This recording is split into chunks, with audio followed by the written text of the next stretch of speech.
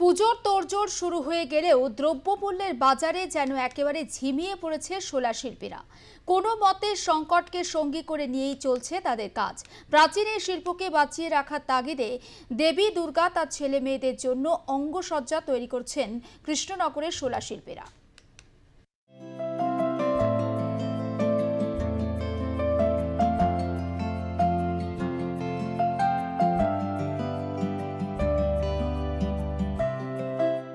আর মাত্র কয়েকটা দিনের অপেক্ষা, এরপরেই কৈলাস থেকে মায়ের মর্তে আগমন। বাপের বাড়িতে মা সাজবে রাজবেশে। দুর্গাপুজোর সময় প্রতিমা সজ্জার জন্য শোলার গয়নার ব্যাপক চাহিদা থাকে। শোলার সাজ অত্যন্ত নিখুঁত, এই কাজ ঐতিহ্য বটে। বনেদি বাড়ির প্রতিমাতে শোলার গয়নার চাহিদা বেশি। এর পাশাপাশি শোলার সূক্ষ্ম কাজ বিশ্বজুড়ে প্রশংসা অর্জন করেছে।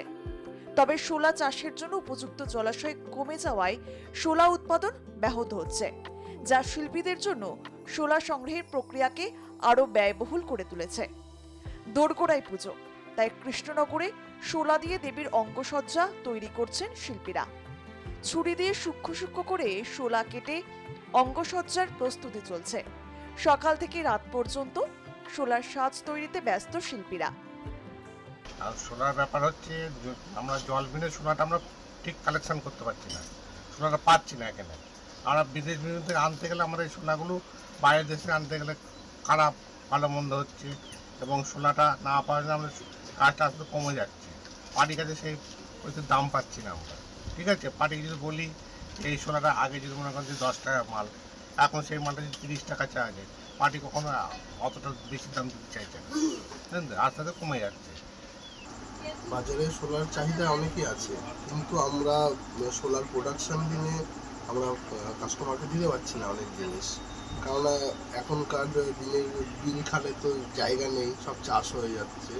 আগে যেমন সোলার দাম কম ছিল, এখন সোলার দামটাও বেড়েছে, কারণ উৎপাদন কমে গেছে।